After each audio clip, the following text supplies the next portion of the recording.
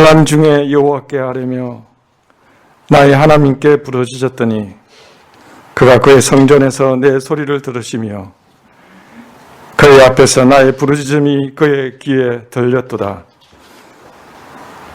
아멘. 하나님, 우리의 참된 아버지가 되신 하나님, 감사와 찬양을 올려드립니다. 오늘도 예배당에서 또 온라인으로 예배의 자리로 나올 수 있도록 은혜를 베풀어 주심에 깊이 감사드립니다. 예배를 드림이 우리에게 얼마나 큰 복인지 우리로 깨달아 알게 하여 주시기를 간절히 소망합니다. 하나님, 우리의 부르짖음을 들으시겠다고 하신 하나님, 간절히 참는 자를 만나주시겠다고 약속하신 하나님, 우리의 기도를 멸시치 아니하시겠다고 말씀하신 하나님, 하나님 참으로 감사드립니다. 우리의 소리를 들으시고 우리를 만나주시는 하나님 아버지로 인하여 우리가 참으로 큰 위로를 얻고 큰 평강을 얻습니다. 하나님, 골방에서 또 가정에서 또 직장에서 하나님 앞으로 나아갈 때 하나님, 우리에게 하나님의 은총을 허락하여 주시기를 간절히 구합니다. 우리의 작은 소리에도 귀 기울이시고 응답하시는 우리의 참된 하나님을 매일 만날 수 있도록 은혜를 베풀어 주옵소서. 하나님, 이 땅 가운데 코로나로 인해 고통 중에 있는 많은 이들의 소리를 들으시고 응답하여 주옵소서. 육체적으로, 경제적으로, 또 정신적으로 어려움에 빠진 이들의 부르짖는 소리를 들으시고 하나님 구원하여 주시기를 간절히 구합니다. 예수 그리스도의 몸된 한국교회가 이 소리에 귀를 기울일 수 있도록 하나님 은혜를 베풀어 주옵소서. 하나님, 우리에게도 하나님의 마음을 허락하여 주시고 또 하나님의 마음을 배워 우리에게 맡겨주신 이들, 우리와 함께하는 이들의 작은 소리와 하나님 이들의 부르짖음에 귀 기울일 수 있도록 우리의 마음을 열어 주옵소서. 하나님, 우리의 눈을 돌리고 손을 펼 수 있는 하늘로부터 오는 여유를 우리에게 허락하여 주시고 하나님의 마음을 전할 수 있도록 은혜를 베풀어 주옵소서. 하나님, 어버이 주일을 맞아 부모님들을 위하여 기도합니다. 건강을 지켜주시고 구원 얻는 믿음을 주시고 그 믿음이 견고할 수 있도록 하나님 참으로 함께하여 주옵소서. 코로나로 인해 자주 만나보지 못하지만 하나님 그 가운데서도 사랑의 교제가 풍성할 수 있도록 은혜를 베풀어 주옵소서. 하나님, 특별히 교회에 계시는 연로한 분들과 내 권사님들을 위하여 기도합니다. 하나님과 동행하는 즐거움이 넘치게 하시고 영원한 나라를 소망함으로 육신의 낙함을 이기게 하시고 몰려오는 외로움을 넉넉히 이길 수 있도록 은혜를 베풀어 주옵소서. 이 일에 교회가 함께 할 수 있도록 은혜를 베풀어 주시기를 구합니다. 하나님, 우리 부모된 자들은 하나님 아버지의 마음을 깨닫고 하나님 아버지의 마음을 배워 하나님 맡겨주신 자녀들을 사랑과 온유와 인내로 하나님의 말씀으로 양육할 수 있도록 우리 가운데 은혜를 베풀어 주옵소서. 하나님께서 우리에게 주신 것의 일부를 감사하여 하나님께 드리오니 바르시고 흠양하여 주옵소서. 오늘 예배 가운데 말씀을 주시고 지나는 자와 듣는 자 모두에게 하나님의 크신 은혜를 허락하여 주시기를 구합니다. 우리의 작은 소리에도 귀 기울이시는 예수 그리스도의 이름으로 기도합니다. 아멘.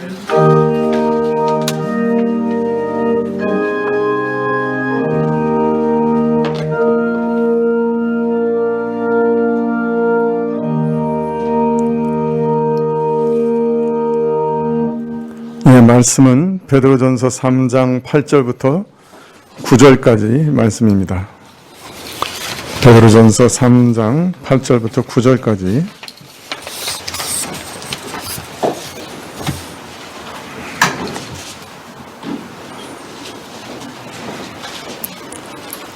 신약 380쪽인데요.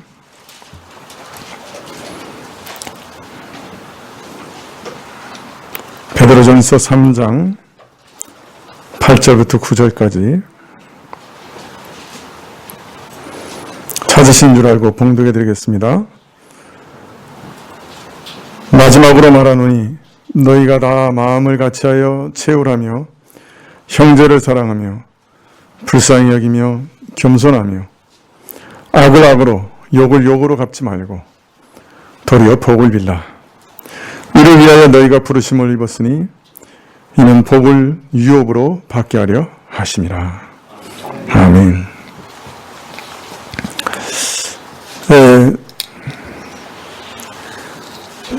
사도는 신자들이 하나님 앞에서 제사장 나라요, 또 하나님 나라의 백성임을 누누이 강조하여 가르치십니다. 그리고 이들이 이런 신분을 가지고 있기 때문에 하나님의 덕을 이 땅에 선전해야 할 책무가 있다. 그렇게 가르치십니다. 이어서 하나님의 덕을 그러면 선전하여 살기 위해서 특히 사람과 사람과의 관계에 있어서 주의할 일들이 있다 하고 가르치시되, 미정자들과 또 주인과 남편과 아내의 관계에 있어서 주의할 일과 또 그 도리를 가르치십니다. 그리고 오늘 말씀에는 마지막으로 말하노니 라고 말씀하셔서 지금까지 말씀해 오신 도리들을 최종적으로 정리하여 두 가지 원리로 요약하고 있습니다. 지금까지 구체적으로 사례들을 통해 알리신 원리를 인간관계 전체에 적용할 수 있는 보편 원리로, 일반 원리로 요약하여 말씀하시되, 첫째는 서로를 향해서는 한 마음이 되어 긍휼히 여기고 서로 사랑하라고 하시고, 또 내게 악을 행하는 자들에 대해서는 악을 악으로 갚지 말고 오히려 저들을 위해 복을 빌라, 이렇게 말씀하십니다. 이것이 모든 인간관계에 있어서 마지막으로 정리한 대원칙이다, 그렇게 알리시고 계시는 것이죠. 3장 8절에 마지막으로 말하노니 너희가 다 마음을 같이하여 채울하여 형제를 사랑하며 불쌍히 여기며 겸손하며,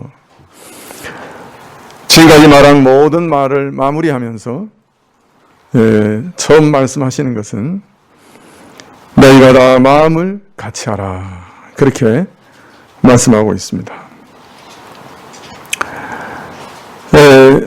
결론적으로 얘기하는데, 너희에게 우호적인 사람들, 형제를 갖고 있는 사람들, 신자들을 포함해서 모든 사람들과 함께 삶을 나눌 때, 함께 살아가려고 하면 먼저 마음을 같이 하는 것이 중요하다. 여기서 마음을 같이 하라는 말은 모두가 다 똑같은 생각을 가져야 한다, 그런 뜻은 아닙니다. 이 말의 본래 뜻은 같은 것을 바라보고 같은 것을 추구하고 같은 것을 지향한다, 그런 뜻입니다. 서로 함께 살아가려고 하면 그 바라고 지향하는 것이 같아야 한다는 것입니다. 한 곳을 바라보고 같이 나아가야 함께 나아갈 수 있고, 또 서로 교제할 수 있고, 또 동거할 수가 있는 것이죠. 자, 그런데 이것이 참 사람과 사람 사이에 어렵습니다. 한 목표를 향해 하나를 바라보면서 나가는 것이 참 어려워요. 사실 한 교회 안에서 똑같은 설교를 듣고 함께 생활하는 신자들이라도 그 생각은 다 다릅니다. 다 똑같을 수가 없어요. 한 설교를 1시간 안에 같이 들었다고 해도 깨닫는 점들도 서로 다 다릅니다. 또 그것을 이해하는 수준도 다 다릅니다. 그래서 생각도 다 달라요. 또 영적 성숙도도 다 다릅니다. 어떤 분은 갓 신앙을 시작하는 어린아이 같은 분들도 있고, 또 오랫동안 신앙의 생활 속에서 성숙한 분들도 있습니다. 어린아이 같은 분들에게 당장 신앙이 성숙한 사람과 같이 생각하고 행동하고 말하라고 하면 그것만큼 큰 부담이 없을 거예요. 이건 불가능한 것을 요구하는 것이죠. 너는 왜 나하고 다른 생각을 하느냐? 아니, 신자라고 하면 당연히 이렇게 생각해야 되는 거 아니냐? 그렇게 우리는 서로를 향해서 종종 요구하지만 사실은 생각이 다 다르고 관점도 다르고 믿음도 차이가 있고 다 다를 수밖에 없는 것이죠. 자, 그러나 이처럼 생각이 각각 다양하고 또 그 믿음의 수준도 많이 차이나고 성숙도도 많이 차이난다 해도 한 가지 분명한 것은 우리가 바라고 지향하는 목표가 한 가지여야만, 일치해야만 교회가 함께 교제하고 걸어갈 수가 있는 것입니다. 서로 전혀 다른 것을 바라보면서 함께 길을 갈 수가 없는 것이죠. 한 분 그리스도를 바라봐야, 동일한 진리를 쫓아야 함께 갈 수 있는 것이죠.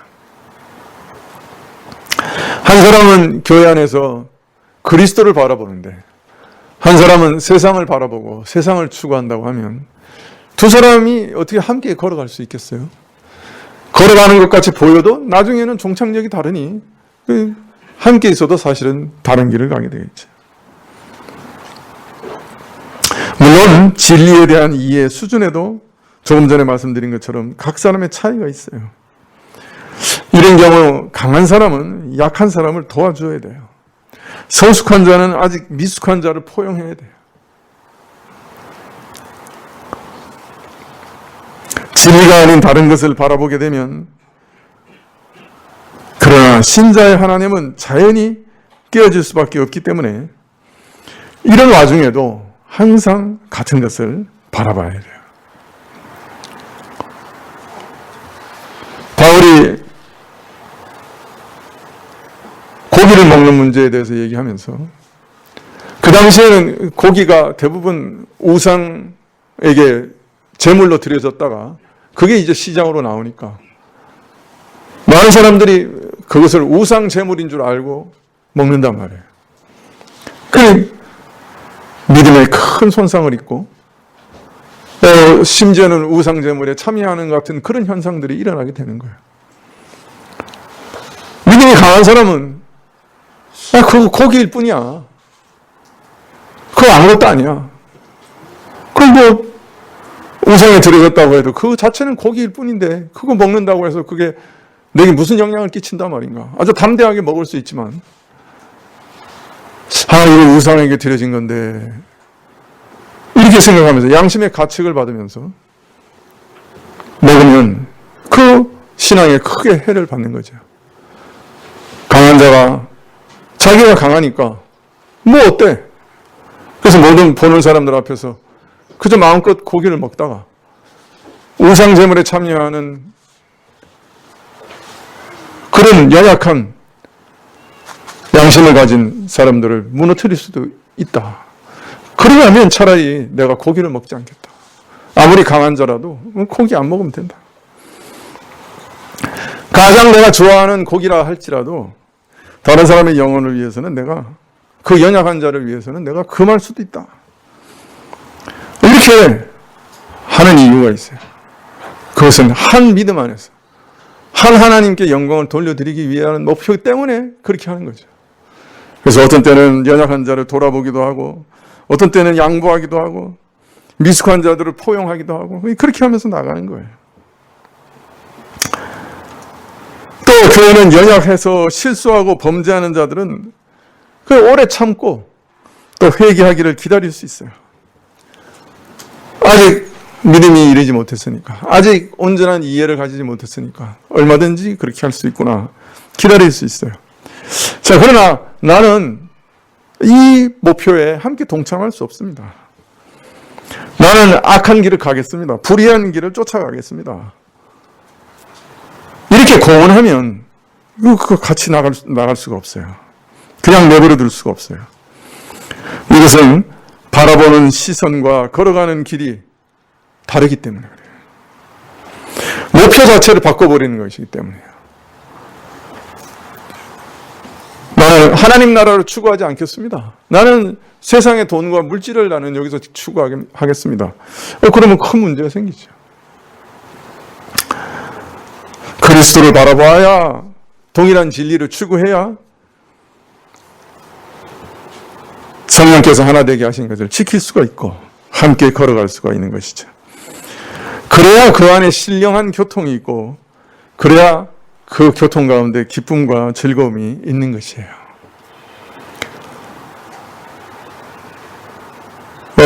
이 염려되는 것은 우리의 교제예요. 우리 교제가 항상 이 목표를 의식하고 우리가 가는 길을 의식하고 그 안에서 참 교제가 이루어지면 좋겠는데 어떻습니까? 우리 교제를 하다 보면 거의 80~90%가 그냥 세상 걱정이고 세상 얘기고 세상에서 어떻게 잘 살 수 있는가 하는 것이 화제가 되기가 쉬워요. 이렇게 되면 그리스도 몸 전체가 엉뚱한 데로 가기 쉬워요. 추구하는 것이 달라지기 쉽죠. 매우 교제를 해서 은혜와 하나님께서 각 사람을 통해 주신 신령한 은사와 은혜들을 공급받는 게 아니고 만몬신의 영향, 세상 신의 영향을 서로 나눠주고 서로 주고받는 거예요. 이렇게 되면 교회 안에서 교회의 교제로 모였는데 사실은 교제가 아닌 거예요. 참 교제가 아닌 거예요. 우리가 굉장히 중요합니다. 한 목표를 가지고 가는 것. 모든 일을 한 목표를 향해서 하는 것. 말과 행실도 그렇게 하는 게 매우 중요해요. 이 사회도 마찬가지예요. 선을 추구하고 정의를 추구하고 또 그 가운데서 평등과 복지를 추구하는 그 어떤 올바른 목표를 잘 제시해서 나갈 때 이 국민들의 마음이 하나로 뭉쳐지고 다양한 사람들도 서로 함께 살아갈 수 있는 길이 열리게 되어 있는 것이죠. 가정에서도 마찬가지입니다. 가정에서도 올바른 목표가 분명해야 그 가정이 견고하게 같이 갈 수 있어요. 성경에서는 우리 가정에서 어떤 목표를 가져야 되느냐? 항상 하나님의 영광이 그 가정의 가장 궁극적인 목적이 되어야 된다. 그렇게 가르치세요. 우리가 가정을 이룰 때 이 사실을 잘 잊어버릴 때가 많아요. 우리가 가정을 이루어서 그럼 도대체 뭘 하겠느냐? 요새 우리 가정의 가장 중요한 목적이 뭐냐? 아이 낳고 잘 키우는 거예요. 그래서 아이가 번듯하게 자기 밥벌이 할 수 있는 거. 이게 어떤 면에서는 우리 가정의 가장 궁극적인 목적처럼 보여요. 그러니까 여러분, 그러면 아이가 다 교육받고 만약 결혼해서 나가버리면 그 가정에는 뭐가 남습니까? 목표가 뭐가 남겠어요? 여러분, 정말로 가정도 사실은 하나님의 영광을 위해서 모든 일을 하는 거죠. 아이를 잘 교육시켜서 밥벌이 잘하고 사회 일원이 돼서 사회에 봉사할 수 있는 사람 만드는 이유도 그 아이도 하나님께 영광을 돌리는 아이가 되게 하기 위해서 그렇게 하는 거예요. 네, 이걸 잊어버리면 이 가정에서도 방향을 잃어버립니다. 내가 왜 살아야 되고 뭘 위해서 살아야 되고 내가 아이는 어떤 목적으로 키워야 되고 이 자체가 확 무너져 버리죠. 그렇게 되면 정말 오랫동안 서로 한 곳을 바라보면서 함께 견실하게, 영원히 함께 견실하게 걸어갈 수가 없는 거예요. 요새 황혼이 이혼이 막 늘어난다고 하는데 아마 목표를 다 달성했기 때문에 이혼하는지도 몰라. 네? 돈이 목적이었는데 돈이 다 찼으니까 이제 더 이상 벌어도 어떻게 쌓아놓을 데가 없으니까 빌 게이츠가 목표를 잃어버린지도 모르겠어요. 같이 갈 목표가 없는 거예요.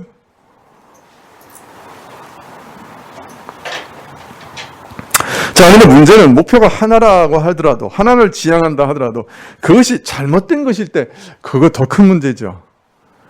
국가나 사회나 가정이나 교회는 큰 불행을 당할 수밖에 없어요. 이전에 어떤 대통령님이 이제 선거할 때 잘 살아보세요. 이걸 참 내세우시더라고요. 아주 옛날 오래된 구호인데 그걸 다시 끌어내서 잘 살아보세요. 내가 이거 나를 대통령으로 만들면 잘 살게 해주겠다. 이렇게 목표를 세우는 분을 봤어요. 속으로 아이고 이 나라가 큰일 났구나 그런 생각했습니다. 그것이 국가의 궁극적인 목적이 될 수 있는가? 물론 복지, 그리고 국민의 경제적으로 풍요로워지는 것 정말 필요한 것이죠. 그러나 성경에서는 국가와 궁극적인 목적이 뭐가 되어야 되느냐? 선을 추구하는 거예요. 국가도 선을 세우는 거예요. 올바른 것을 세우는 거예요. 그것을 세워갈 때 오히려 사회가 온전해지고 평등해지고 가난한 자들이 도움을 얻고 그 복지가 진짜 이루어지는 거예요. 사람들은 선과 복지가 따로 있다고 생각해 자꾸. 그래서 경제적인 것만 자꾸 생각하는 거예요. 그런데 경제적인 것만 생각하다가 의와 선이 무너지면 그 경제적인 것도 곧 무너져요. 제국이 왜 무너졌는데요? 부패와 불의로 인해 무너지는 거예요. 대부분은 다른 나라가 쳐들어와서 무너지지만은 그러나 다른 나라가 쳐들어와서 무너질 만큼 국력이 쇠퇴하게 됐어요. 왜? 불의가 판쳤기 때문에 쇠퇴해진 거예요.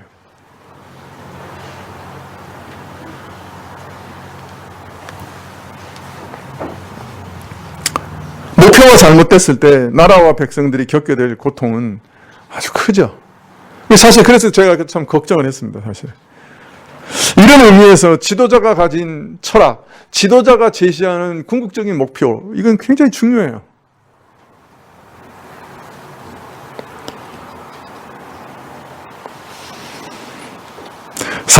사람과 함께 더불어 살아갈 때 꼭 있어야 될 것이 무엇이냐? 첫 번째는 마음을 같이 하는 것, 즉 같은 목표를 지향하는 것. 그것이 국가나 가정이나 교회나 모두 두루 적용되는 원칙입니다. 여러분, 혹시 여러분의 가정에 지금 잘못된 목표를 설정하고 계신 게 혹 있으시면 이제 수정하셔야 됩니다. 여러분, 돈 버는 것이 우리 가정의 최고의 목적이다. 그러시면 그거 수정하셔야 됩니다. 왜냐하면 돈을 아무리 벌어도 만족함이 없습니다. 그러면 그건 끝내는 이룰 수 없는 목표일 뿐만 아니라 또 혹시 좀 가지게 되면 그 다음에는 길을 잃게 됩니다. 자녀를 최고로 양육하는 것, 그게 목표이면 자녀가 잘 양육돼서 결혼하고 나가버리면 그 목표 상실합니다. 어떤 면에서는. 궁극적인 목적을 가지고 잘 목표를 다시 조정하시면 좋겠어요. 원래 우리를 부르신 목적대로 내가 죽음에 이르기까지 하나님께 영광을 돌리고 이웃을 섬기고 사랑하는 그런 사람, 그런 가정이 되면 좋겠다. 이렇게 올바른 목표를 좀 설정하시면 참 좋을 것 같아요. 그러면 아무리 늙어도 할 일이 있을 거예요.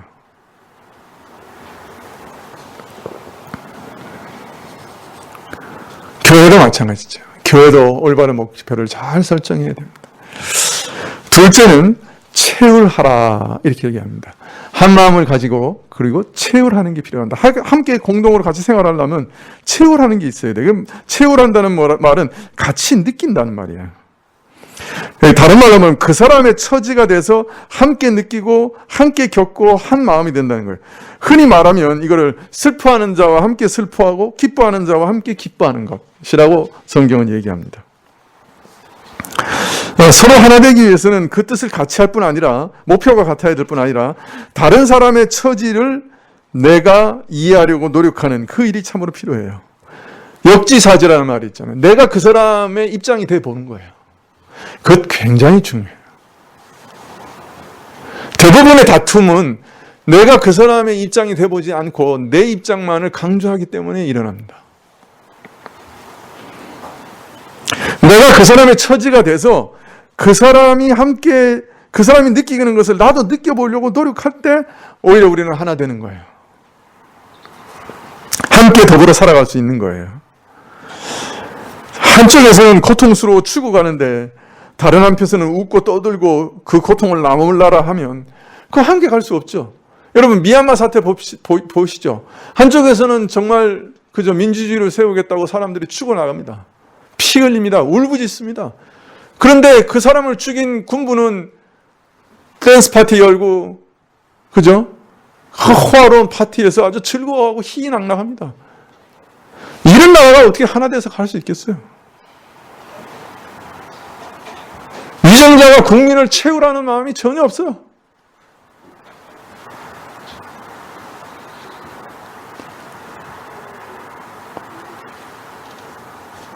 국가도 정말 잘 되려면 그 위정자가 국민의 입장에 서서 자꾸 생각해 봐야 되고 국민도 위정자의 입장에 서서 자꾸 생각해 봐야 돼요. 교회가 제대로 서려고 하면 성도들이 각자 다른 성도들의 입장에 서서 서봐야 돼요. 자꾸 생각해야 돼요. 목사도 성도의 입장에 서서 자꾸 생각해야 돼요. 성도도 목사의 입장에 서서 자꾸 생각해 봐야 돼요. 서로 그렇게 해야 돼요. 가정도 마찬가지예요. 남편은 아내의 입장에 대해서 자꾸 생각해보고 아내는 남편의 입장에 대해서 자꾸 생각해보고 그런 일을 안 하면 이거 하나 될 수가 없어요.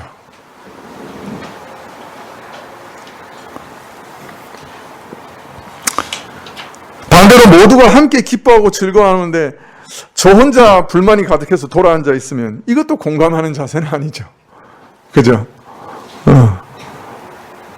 한쪽에서는 죽어가는데 기뻐하고 잔치하고 또 한쪽에서는 잔치하는데 혼자 토라져 앉아가지고 함께하지 않고 이러면 같이 갈 수가 없겠지요.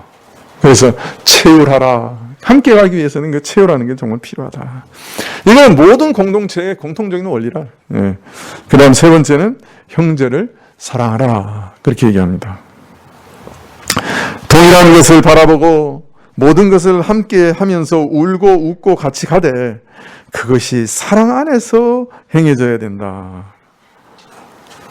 여러분, 여기서 사랑하라는 말은 뭘 의미하는 걸까요? 사랑에는 여러 요소가 있는데 서로 함께 가기 위해서는 그 사랑의 요소 중에 무엇이 특별히 중요할 걸까요? 고린도전서 13장에 보면 사랑은 자기의 유익을 구하지 않는 것이다. 이렇게 사랑의 특성에 대해서 얘기하고 있어요. 자기 뜻만 주장하고 자기 이익만 내세우면 함께 살아가는 건 불가능해요. 사실 자기를 희생하고 상대방의 유익을 구하고자 하는 것이 그 사랑이 있어야 그 사람의 처지가 되어보기도 하고 그 사람과 함께 느끼고 겪는 일도 가능해지는 거예요. 그래서 함께 어울려 살아가는 게 가능해지는 거예요. 그냥 단순히 한 공간에 한 시간에 함께 지내는 것이 아니라 진정으로 하나 되기 위해서는 이처럼 상대방의 유익을 먼저 생각하는 자기 희생적인 사랑이 반드시 필요한 것이죠. 이거 없으면 사실은 하나 되는 거 불가능해요.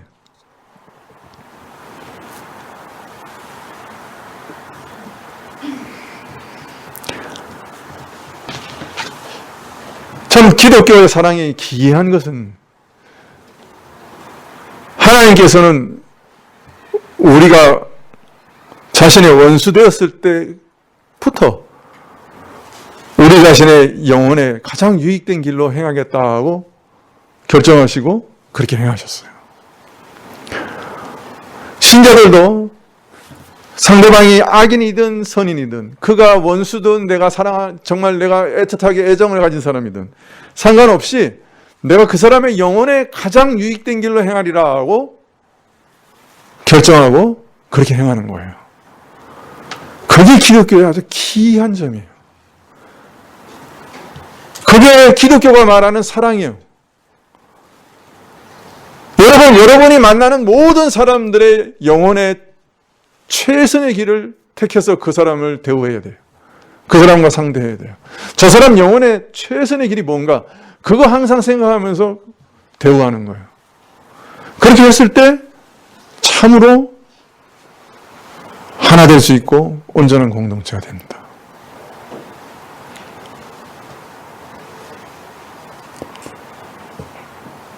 이게 기독교의 핵심이라고 저는 생각해요. 하나님은 우리를 보실 때 우리 영혼에 가장 유익한 길로 인도하세요. 그래서 어떤 때는 우리 육신에는 그렇게 유익하지 않을 때도 있어요. 어떤 때는 하나님이 이게 너무하십니다 이럴 때도 있고, 어떤 때는 많은 고난도 우리에게 주시기도 하고 역경도 생기고. 그런데 문제는 그 모든 것이 분명한 것은 우리 영혼에는 최선의 길이에요. 하나님께서 최선의 사랑으로 우리를 그렇게 하세요. 그리고 하나님께서 우리에게 명하세요. 너희도 그렇게 행하라. 너희도 너가 상대하는 모든 사람들의 영혼의 최선이 되는 길로 행하라. 여러분들이 그렇게 심사숙고해서 행동하신다고 하면 아마 삶이 많이 달라지실 거라 그런 생각이 듭니다. 자, 그런데 여기서 주의할 게 있어요. 고린도전서 13장 5절 이하에 보면 사랑은 자기 유익을 구하지 아니한다 하시고 바로 이어서 사랑은 악한 것을 생각하지 아니하고 불의를 기뻐하지 아니하고 진리와 함께 기뻐한다. 그렇게 사랑의 특성을 얘기해요. 자기 유익을 구하지 아니하고 다른 사람의 유익을 구하는 그 사랑 안에는 뭐가 포함되는가? 악한 것을 생각하지 아니하고 불의를 기뻐하지 않고 진리와 함께 기뻐하는 것이 거기에 항상 포함되어 있다는 거예요. 그 사람의 영혼의 최선의 길은 항상 악을 배제하고 죄를 배제하고 불의를 배제할 때 최선의 길이 된다는 거예요. 아무리 서로 좋아하고 서로 힘을 합해서 무슨 일을 이루어간다 해도 불의를 기뻐하면, 악한 일을 같이 도모하면 그건 사랑 아니에요. 그건 깡패 의리일 뿐이에요. 왜냐하면 이런 사람은 절대로 다른 사람을, 상대방을 유익하게 할 수 없어요. 오히려 상대방을 망하게 하는 거예요. 일반적으로 가장 오해되는 부분이 이 부분 아니에요. 아니, 사랑한다고 하면 그저 죽고 못 사는 그것만 생각하는데 사랑에는 그런 요소가 있는 것이 분명한 사실이지만, 그러나 악한 것이나 불의한 것이 거기 섞여 있으면 그건 이미 사랑 아니에요. 사랑의 변질이에요. 왜냐하면 결국 그런 사랑은 상대방을 망하는 것이에요. 그 사람의 영혼을 죽이는 거예요. 그래서 사랑 안에는 이처럼 다른 사람을 진리로 인도한다. 진리와 함께 기뻐한다. 그런 뜻이 들어있는 겁니다. 넷째, 불쌍히 여기라 그렇게 얘기합니다. 네, 우리말로는 여기 불쌍히 여긴다 이렇게 되어 있는데 좀 뜻이 더 강한 말이에요. 네, 우리말에 안타까운 마음을 표현할 때 이런 말 있죠. 애가 탄다, 간장이 녹는다, 뭐 그런 말 들어보셨어요? 네, 그 바로 그런 말이에요. 그 뜻에 가까워요. 내 속에서 어떤 강렬하게, 내 속에서 모든 것이 강렬하게 움직이듯이 상대방을 향해서 어떤 애처로운 마음, 참 그 따뜻하고 부드럽고 애처로운 그런 감정이 흘러가는 거예요. 참 제가 인생 중에 제일 좀 안타까운 사람이 있다고 하면 뭐라 그러냐면 돌처럼 무감각한 마음을 가진 사람이에요. 얼음처럼 차갑고 냉혹한 사람들이 있어요.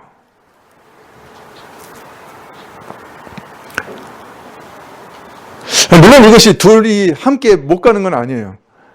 저 아내는 저를 어떻게 보통 이렇게 말하냐면 정말 냉혹한 사람이라 이렇게 얘기해요. 냉정하고 냉혹한 사람이에요. 그러니까 어떤 상황이라도 감정에 휘둘리지 않고 뭐가 옳으냐에 대해서 정확한 대답을 내놓는데 그래서 밥맛 없대.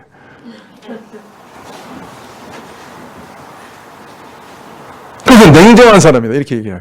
그러나 사실은요. 그 애절한 마음과 동시에 진리를 추구하는 냉정함도 같이 가는 거예요.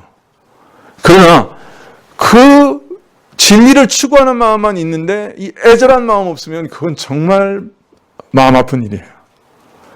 그보다 더 무서운 사람은 없어요, 사실은.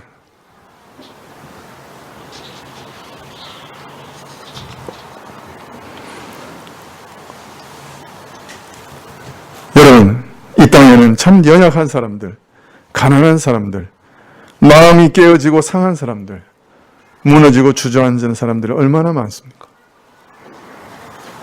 이런 사람들을 도와주고 일깨우고 세우고 함께 가기 위해서는 그들이 겪는 어려움과 절망과 고통이 나에게 느껴져야 되죠. 아픔이 내 마음에 와닿아야죠. 그들의 사정이 내 마음이 열려야죠. 불쌍히 여겨야죠. 여러분, 하나님이 왜 우리를 위해 자기 아들을 주셨습니까? 이 마음 때문입니다. 불쌍히 여기셨어요, 우리를. 우리가 당할 지옥의 형벌을 불쌍히 여기셨어요. 우리가 하나님 없이 살아가게 될 그 긴 세월, 그 목마름, 그 불타오르는 목마름, 그것 아시고 지극히 불쌍히 여기셨어요. 누가복음을 보면 애를 끊는다 그렇게 표현하셨어요.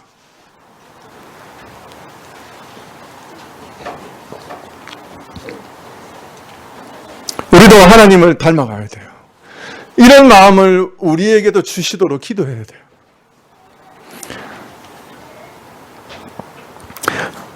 남의 사정에 대해서 마음을 닫고 있으면 아무것도 느껴지지 못해요. 돌덩이처럼 무감각해질 수도 있어요. 이런 마음에서야 기도라는 것도 나올 수 없죠. 그죠? 그럼 남의 사정 무감각한데 내가 그 사람 위해서 기도하겠어요. 그러나 여러분, 어떤 사람들은 참 불쌍히 여길 만한 사람 하나도 없고 저 사람은 참 부럽기만 하다 그런 사람들도 있는 것 같아요. 그죠? 여러분 어떻게 생각해요? 그러나 이 땅에 가기만 하고 연약한 부분 없는 사람 전혀 없어요. 제가 교회에서 이제 한 30년 넘게 목회를 합니다만은 아주 자주 듣는 말이 이런 말이에요. 목사님, 저 집사님 가정만 같으면 참 걱정할 게 없겠어요. 참 좋겠어요. 너무 부러워요. 이런 얘기를 자주 들어요. 그런데 참 갖출 거 다 갖추고 아무 근심 없을 것 같고 참 좋을 것 같아요. 겉으로 보면 그래요. 근데 제가 그럽니다. 어려운 사정 없는 집이 어디 있습니까? 아마도 그 사정 다 알면 그 집하고 집사님 집하고 바꾸려고 하지 않을 거예요. 목사가 볼 때는 다 불쌍합니다. 다 어렵습니다. 나름의 짐들은 다 지고 삽니다. 가슴에 말뚝 하나씩은 다 박혀 있습니다. 물론 객관적으로 훨씬 가벼운 짐을 진 가정들도 있어요. 그러나 그런 경우에도 주관적으로 느끼는 무게는 다 달라요. 아주 가벼운 짐처럼 보여도 다른 사람들보다 훨씬 무겁게 마음고생하는 사람들도 꽤 많아요. 저는 하나님께서 참 공평하신 분이라는 생각이 자꾸 들어요. 사실 이 땅에서 모든 것을 다 가진 그런 사람은 없고요. 다 각기 제 나름대로 가난과 연약함과 어려움과 고통 가지고 다 삽니다. 모양과 정도가 다를 뿐이에요. 모든 사람이 다 자기 나름대로 이해받고 싶은 사정이 있고 도움 바라고 위로를 원해요. 저 사람은 혼자 놔둬도 잘 살 수 있을 거다. 그런 사람은 한 사람도 없어요. 한 사람도 없어요. 원래 하나님께서 혼자 살도록 만들지 않으셨는데 혼자 살 수 있는 사람 누가 있어요? 타락하고 부패해서 이제 더 연약해졌는데 어떻게 혼자 살아요? 자기 마음에 정말 못 하나 박지 않고 살아가는 사람 누가 있어요? 남녀를 슬퍼하며 살지 않는 그 슬픔 없는 사람 누가 있어요?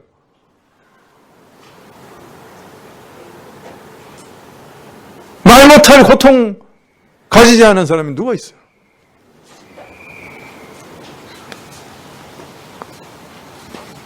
자, 그런데 상대방의 연약함과 어려움에 대해 우리가 마음을 닫아버리면 나만 어렵다, 나만 고통스럽다, 나만 위해달라 그러면 어떻게 돼요? 주고받을 수가 없어요.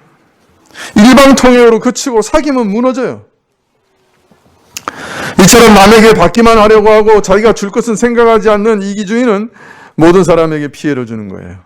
사실 어렵고 힘들다고 불평하는 사람들 많이 있습니다만은 뭐 불평 안 하는 사람 어디 있어요? 다 기도가 거의 반은 불평이죠. 다 어렵다 얘기하죠. 정도 차이일 뿐이죠. 그런데 그 중에도 아주 유독 자기만 어렵다고 힘들다고 불평하는 사람들 가만히 살펴보면 그 사람들의 특징은 남의 사정을 잘 볼 줄 몰라요. 자기가 당하는 어려움과 고통만 보지 다른 사람들이 겪는 어려움과 괴로움을 볼 수 있는 능력이 없어요. 모든 것을 자기 입장에서 바라보고 판단하고 생각하니까 자기만 손해보고 자기만 유독 고난받고 자기만 유독 고통받는 것처럼 느끼는 거예요. 이런 사람은 어떤 의미에서는 어려운 사람의 사정을 외면하고 자기 혼자 편하겠다고 하는 사람과 근본적으로 별 차이가 없어요. 자신만 봐달라고 하니 여기서는 서로 간에 나눔이 없어요. 더불어 살아가는 것이 불가능해져요.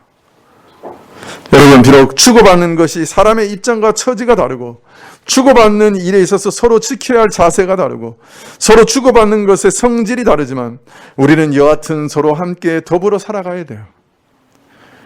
양편이 다 서로를 향해 마음을 열고 상대방의 마음이 내게 느껴져야 하고 그래야 주고받을 수가 있어요. 우리가 몸담고 있는 물리적인 세계 자체도 이미 그렇잖아요. 우리가 양식을 어디서 공급받아요? 내가 지금 매일 양식을 갖다가 심어서 먹는 것도 아니잖아요. 우리는 무언가를 주고받으면서 살아요. 그렇지 않으면 살 길이 없는 거예요. 우리 마음도 마찬가지예요. 서로 주고받으면서 살아야 돼요. 혼자 외톨이가 돼서 나 혼자 살아갈 수 있다? 아니요. 그건 불가능한 거예요, 사실은. 다섯째, 겸손해야 된다 그렇게 말씀합니다. 여기서 겸손한다는 말은 낮은 마음, 낮아진 마음을 말합니다. 겸손은 하나님 앞에서는 자신을 비천하고 비참한 자로 깨닫고 자기를 낮추는 자세를 뜻하고 이웃에 대해서는 자기를 낮춰 군림하지 않고 오히려 섬기는 자세를 취하는 것을 말합니다. 이런 자세가 되어야 서로 사랑하는 일이 시작될 수 있습니다. 남을 위해 희생하고 남을 유익하게 하는 사람이 될 수 있습니다. 그래서 사람은 자랑하지 아니하며 교만하지 아니하며 무례히 행치 아니한다 말합니다. 즉 사랑은 겸손과 떨어질 수가 없습니다. 교만한 마음에서는 절대로 사랑이 나오지 않습니다. 자기를 높이고 자랑하고 모든 것을 지배하고 혼자서 높임 받기를 원하고 혼자서 모든 사람의 섬김을 받기를 원하고 다 차지하려고 하면 사랑은 없습니다. 자기를 희생하며 자기를 낮추어서 남을 섬길 줄 모르는 것이에요.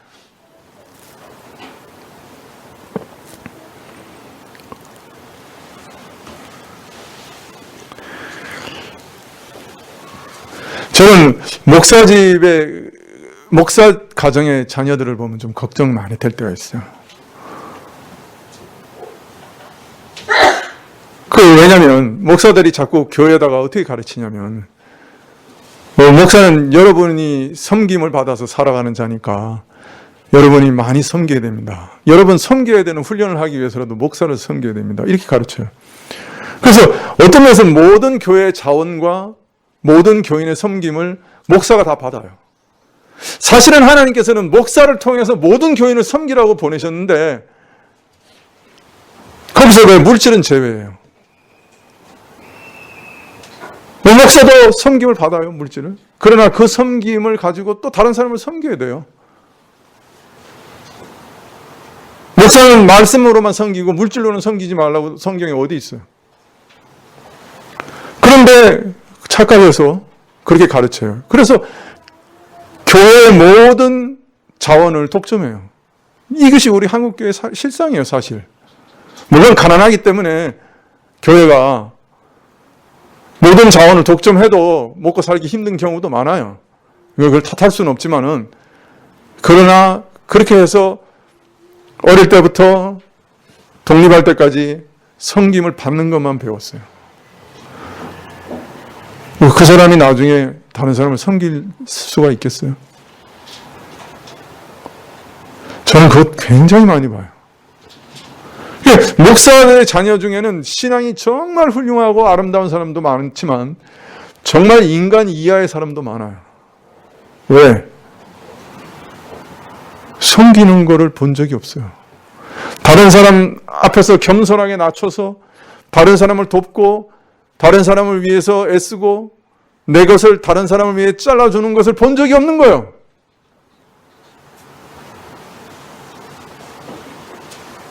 가장 위험한 거죠. 여러분, 자녀들에게 가장 좋은 유산은 뭐냐? 돈 많이 물려주는 것, 우리가 이렇게 생각하지만은, 진짜 중요한 유산은 다른 사람을 먼저 생각하고 낮아져서 섬길 줄 아는 것을 자꾸 보여주는 거예요. 다른 사람 돕는 것 자꾸 보여주는 거예요.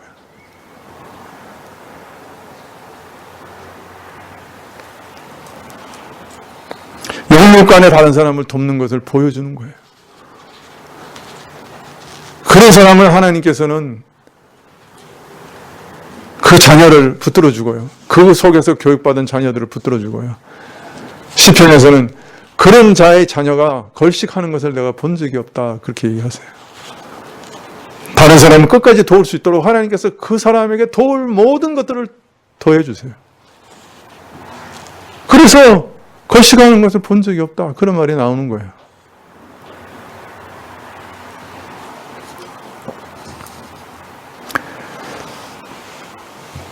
겸손한 자는 상대방이 잘 되는 것에 관심이 있어요. 상대방을 섬기려 하니까요. 여러분, 자식을 위하는 부모의 겸손은 자기를 다 희생하지 않습니까? 최근에도 어떤 사람이 결혼식 하는데 자기 재산을 다 퍼부어요.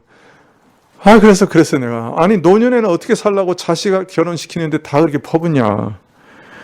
그렇게 충고해도 듣질 않아요. 자식 공부하느라고 다 퍼붓더니 결혼시킬 때 다 퍼부고 자식 다 해주고 자기들은 정말 아무것도 없어요. 근데 왜 그래요? 자식이 제대로 되는 거기에 관심이 있지 내가 어떻게 되느냐에 관심이 없는 거예요. 어떤 면에서는 그게 일종의 겸손이에요. 내가 섬기니까. 섬긴다고 하는 것은 그 사람의 유익에 대해서만 관심이 있는 거잖아요. 그러니까 그 사람의 유익에 대해서 자기를 다 쏟아붓는 거예요. 부모는 자식을 위해서 그렇게 할 수 있어요. 근데 우리는 자식뿐만 아니라 모든 사람들을 위해서 그런 자세로 살아가야죠.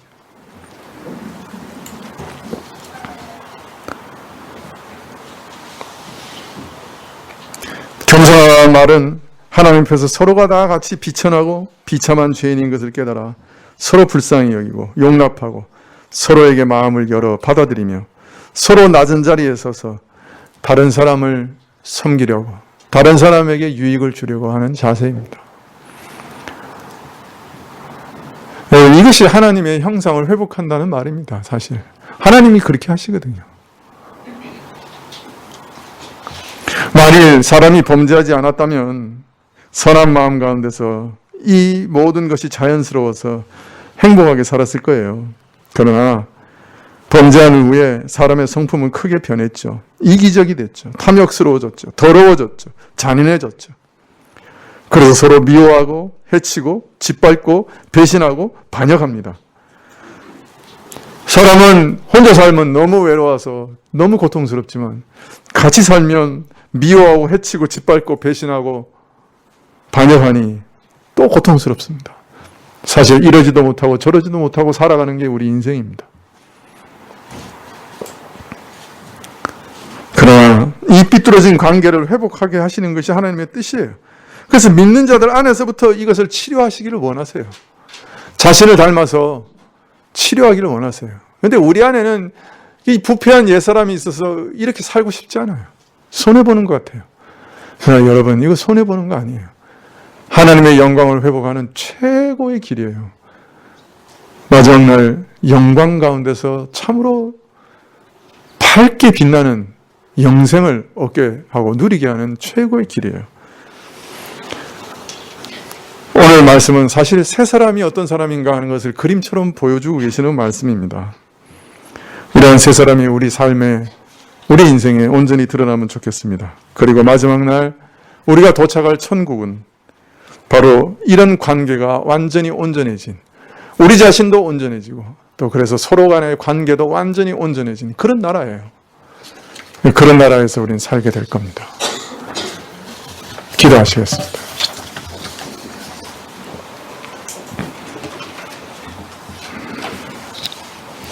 참된 나라를 향해 걸어가면서 그 나라에 살아갈 일을 연습하면서 오늘 우리가 이 땅에 있습니다. 잘 연습하게 하시고 그것이 우리 마음의 습관으로, 성품으로 새겨지게 하옵소서. 예수님 이름으로 기도합나이다. 아멘. 525장 찬송하시겠습니다.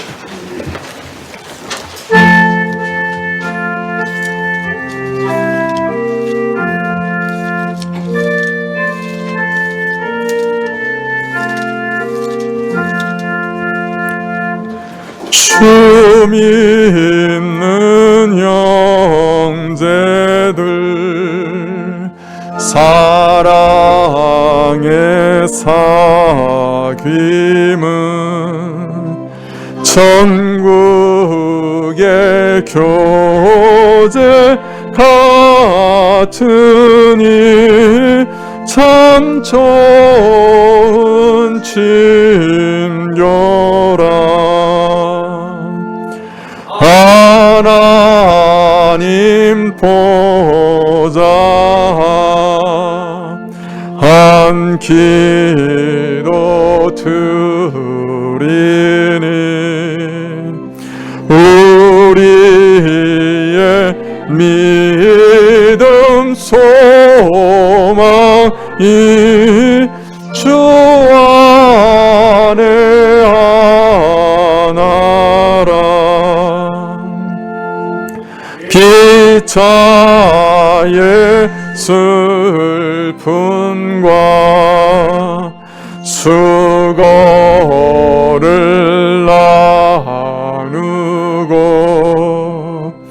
늘 동거동락하는 주 위로를 나누네.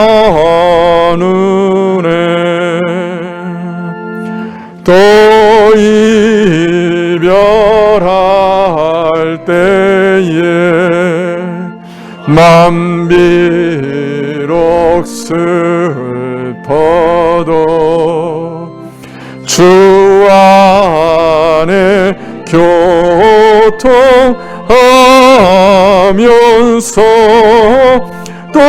또다시 만나리.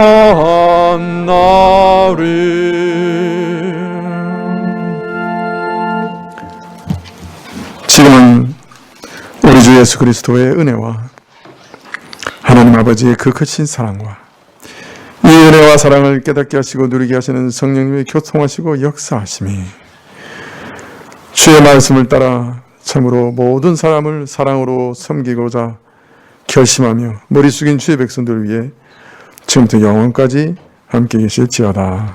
아멘.